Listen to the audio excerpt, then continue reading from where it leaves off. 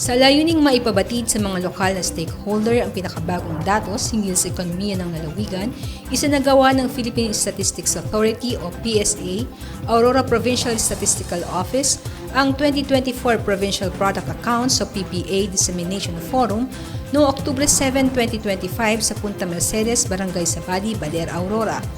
Ang forum ay naglalayong ipresenta ang kalagayan at pagganap ng ekonomiya ng lalawigan ng Aurora para sa taong 2024 at magbigay ng kabuuang pagsusuri na makatutulong sa mga planners, policymakers at stakeholders sa paggawa ng mga desisyon at polisiya para sa lokal na kaunlaran. Pinangunahan ni Supervising Statistical Specialist Ferdinand E. Santiago, Officer in Charge ng PSA Aurora, ang forum na sinimulan sa pambungad na pansahe mula kay Yusek Claire Dennis S. Mapa, National Statistician at Civil Registrar General ng PSA. Binigyang diin ni Santiago ang kahalagahan ng Provincial Product Accounts o PPA bilang lokal na bersyon ng Gross Domestic Product o GDP na naglalarawan ng kabuuang performance ng ekonomiya ng lalawigan.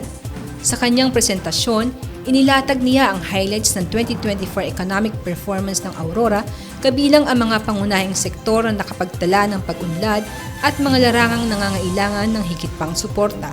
Nagbahagi rin ng pananaw si Ginang Armida C. Palispis, Provincial Planning and Development Coordinator, sa katauhan ni Mr. Juvenal C. Namoro, kaugnay ng paggamit ng PPA data sa pagpaplano at pagpapatupad ng mga programa sa ekonomiya at infrastruktura ng lalawigan.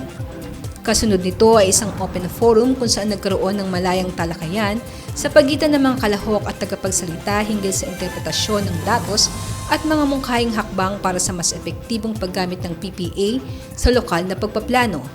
Ang programa ay nagtapos ng panghuling pananalita ni Statistical Specialist 2 Irene C. Sindak ng PSA Aurora na nagpapahayag ng pasasalamat ng mga dumalo at sa patuloy na pakikiisa ng mga lokal na ahensya at institusyon sa pagtataguyod ng makabatayang pagpaplano para sa ekonomiya.